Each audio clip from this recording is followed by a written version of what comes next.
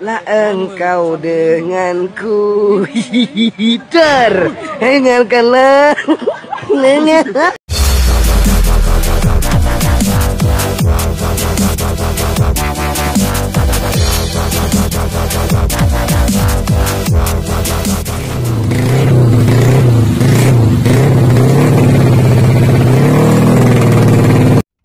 Kenapa penjualan Suzuki di Indonesia nyungsep dan sulit bangkit lagi?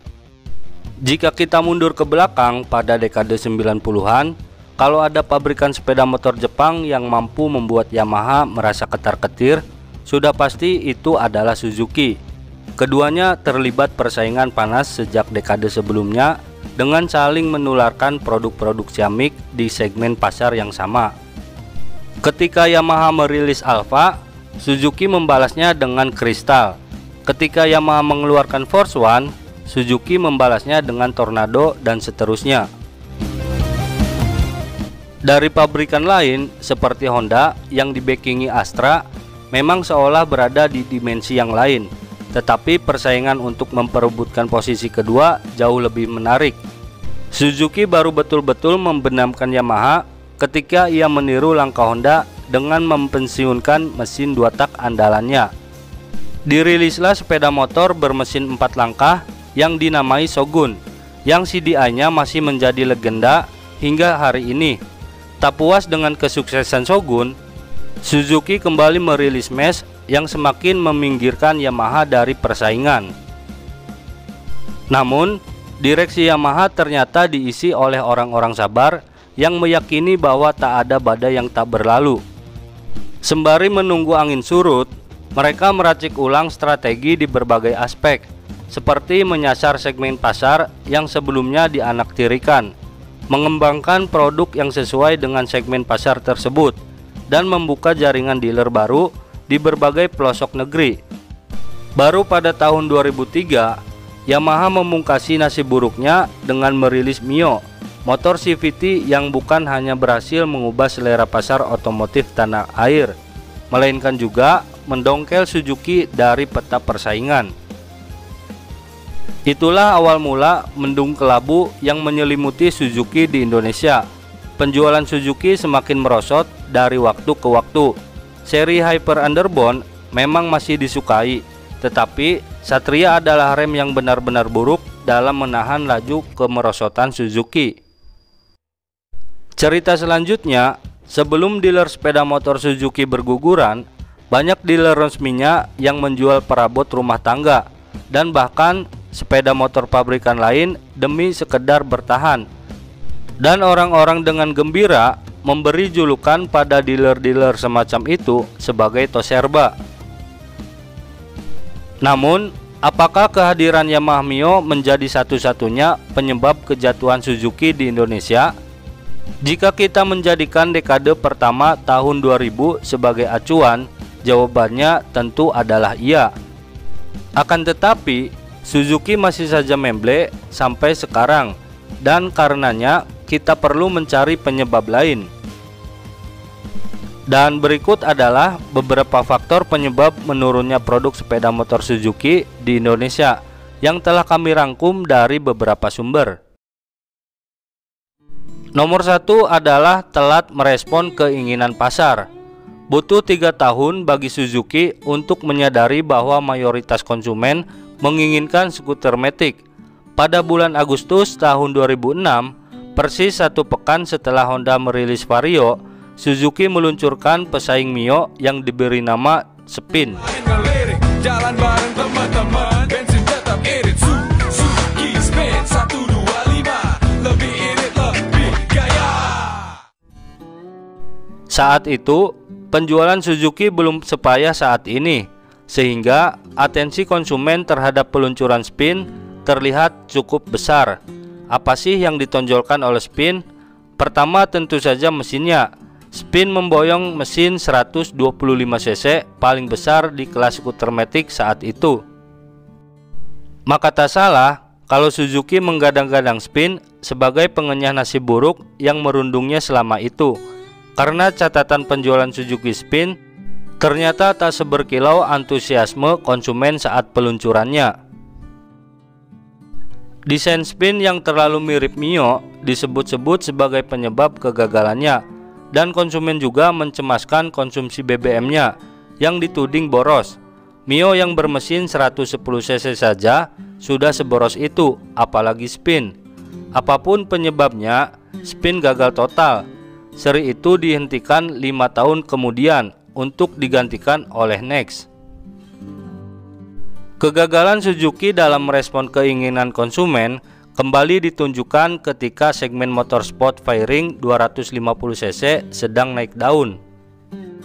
Sinetron anak jalanan yang dianggap banyak orang sebagai penanda puncak animo konsumen terhadap motorsport fairing dirilis pada tahun 2015. Lantas, kapan Suzuki memasuki ceruk pasar panas ini? Baru pada tahun 2021, ia mendatangkan jagoannya di kelas 250 cc, telat 6 tahun. Sudah gitu, mesinnya silinder tunggal pula. Nomor 2, desain motornya sulit diterima banyak orang. Kualitas mesin motor Suzuki mungkin adalah yang terbaik di antara rival Jepangnya. Begitu pula dengan kualitas material bodi dan catnya. Namun kalau ngomongin desain, Suzuki berada di level ekstrim. Menurut pengamatan saya, perubahan pakem desain motor Suzuki dimulai sejak Shogun generasi ketiga, yang menanggalkan mesin 110 cc untuk digantikan mesin berkubikasi 15 cc lebih banyak. Shogun makin gila. Shogun dilawan 125 cc. Tak cuma berganti mesin, Shogun 125R juga menyodorkan pakem estetika baru yang serba asimetris. Lihatlah bentuk kap lampunya yang tampak kebesaran bila dibandingkan dengan ukuran batok kepalanya, atau perhatikanlah kemiringan knalpotnya yang tidak simetris dengan kemiringan garis bodinya. Aneh pokoknya. Meski angka penjualannya bisa dianggap sebagai bentuk kritik konsumen atas pilihan desain Suzuki, ternyata Shogun 125R hanyalah awal bagi kemunculan produk-produk berdesain janggal lainnya. Hampir semua desain motor matic Suzuki sulit diterima oleh mayoritas orang, dan desain motor bebek 115 cc miliknya benar-benar menjengkelkan. Cuma seri Satria yang relatif aman dari hujatan orang, sedangkan seri GSX 150 cc malah mengabaikan fungsi demi mengejar estetika. Saya pribadi tidak mengatakan bahwa desain motor Suzuki jelek. Bagaimanapun, selera tiap orang berbeda-beda, tapi saya percaya bahwa ada semacam kesepakatan mengenai estetika tertentu pada suatu komunitas. Dan kebetulan saja, estetika yang ditawarkan tak sesuai dengan selera umum komunitas yang disasarnya.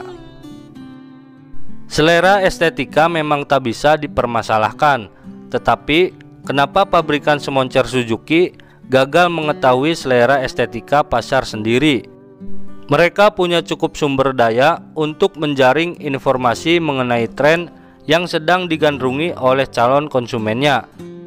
Dan mereka juga punya semua sarana untuk mewujudkan produk yang sesuai dengan tren tersebut. Nomor 3, terlalu fokus pada pasar India. Di Indonesia, Suzuki memang tampak seperti pasien kurang darah. Akan tetapi, di India Suzuki benar-benar menguasai pasar otomotif, baik roda 2 maupun roda 4. Mirip-mirip lah sama Astra di Indonesia. Penguasaan pasar otomotif India tentu saja lebih berarti ketimbang penguasaan pasar di Indonesia. India punya penduduk terbanyak kedua di dunia dan pertumbuhan ekonominya mengesankan. Maka tak heran kalau Suzuki menganak-emaskan pasar India ketimbang negara lain. Bahkan basis riset dan pengembangan produk pun dipindahkan ke sana. Di sisi lain, PT Suzuki Indomobil Motor selaku agen tunggal pemegang merek atau ATPM, Suzuki di Indonesia tak punya wewenang sebesar dulu. SIM tak bisa mengembangkan produk yang sesuai dengan tren pasar Indonesia. urusan mereka cuma menjual produk, titik.